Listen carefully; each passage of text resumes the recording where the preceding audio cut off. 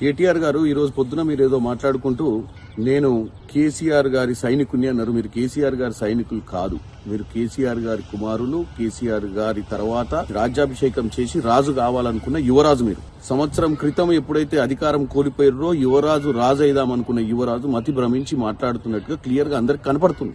ఈ మతి భ్రమించి మాట్లాడే విషయంలో మీరేం చేస్తున్నారంటే, మీ నాయన 2002లో ఒక ఉద్యమకారునికి వచ్చి ఆ రోజు ఏదైతే వాయిస్ ఇస్తురో అదే వాయిస్ మీరు ఇస్తుర్రు. ఎందుకంటే మీ నాయన అదే వాయిస్ తోటి ముఖ్యమంత్రి అయ్యిండు, అదే వాయిస్ తోటి 10 ఏళ్లు దోసుకుండు. ఇప్పుడు మళ్ళీ మీరు వచ్చి అదే రీల్ వేస్తే ప్రజలు నమ్మరు. ఎందుకంటే మీ నాయన అప్పుడు నా ధ్యేయమే నేను ప్రాణాలు అర్పిస్తా తెలంగాణ కోసం, నాకు గాని నా కుటుంబానికి గాని అధికార కాంక్ష లేదు, మేము వస్తే దళితుని ముఖ్యమంత్రి చేస్తాం, మేము కాపలా కుక్కలం ఉంటామని చెప్పితేనే జనం నమ్మి మీకు ఓటేసారు. ఈ రోజు మళ్ళా నువ్వు అదే డైలాగులు చెప్పుకుంటూ ముందుకు పోతే నడవదు. కేటీఆర్ గారు సంవత్సర పాలన గురించి చెప్తూ మొత్తం దోసుకున్నాం, ఆల్రెడీ తెలంగాణకు ముంచేసినాం, తెలంగాణ ప్రతిష్టను భంగం చేసినామని ఏదైతే చెప్తుర్రో మీరు ఒక్కసారి వెనకకు తిరిగి చూడండి. ఈ రాష్ట్రానికి 7 లక్షల కోట్లు అప్పయింది. వాస్తవంగా ఆ డబ్బంతా కరెక్ట్ ఖర్చు పెట్టుంటే ఈ రోజు ఉచిత విద్య, ఉచిత వైద్యం, ప్రతి రైతుకు రుణమాఫీ, రైతు బంధు, ఇన్ని రకరకాల స్కీములు ఇవాళ ఇంప్లిమెంట్ అయ్యేది. హాస్టళ్లలో మంచి భోజనం పెడుతూ విద్యార్థుల భవిష్యత్తు తీర్చిదిద్దే విధంగా ఉంటుండే ఈ రోజు మనం.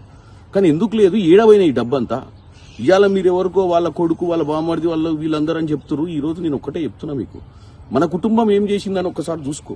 ఎవరు ఈ కాంట్రాక్టర్లు, ప్రతిమ, భుజానా ఏదో ఉంది కదా రాజుగారుల కంపెనీ, పీపీ రెడ్ల కంపెనీలు, ఇవన్నీ ఎట్నుంచి వచ్చిన కంపెనీలు, వీళ్ళ బ్యాక్గ్రౌండ్ ఏంది, వీళ్ళు గతంలో ఏముండే, మీ పాలనలో ఈ 7 లక్షల కోట్లలో ఎన్ని లక్షల కోట్లు ఈ కాంట్రాక్టర్లు వేసుకుపోయారని ఆలోచించండి. మరి వాళ్ళకి అప్పడంగా కట్టడానికి కారణం ఏంది? నువ్వు డైరెక్ట్ గా నువ్వేమంటారు, నేను కాంట్రాక్ట్ చేయలేదు, నా కుటుంబంలో ఎవరు చేయలేదు అంటున్నావు.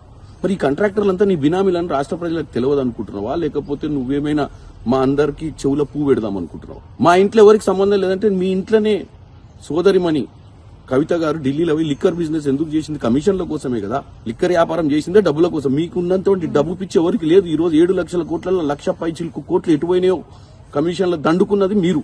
ఇవాళ విదేశీ పెట్టుబడులు పెట్టి విదేశాలలో ఏమేమి ఉన్నాయో అందరికి తెలుసు. ఈ రోజు తెలంగాణ ప్రజల్ని తప్పుతో పట్టేయకండి. మీ మీద జరిగిన ఈడీ కేసు చాలా చిన్నది. మీరు దోసుకున్న దాంట్లో అది ఒక 55 కోట్లు మాత్రమే. మీరు ప్రజాధనాన్ని పక్కదానికి ట్రాన్స్ఫర్ చేసిర్రు.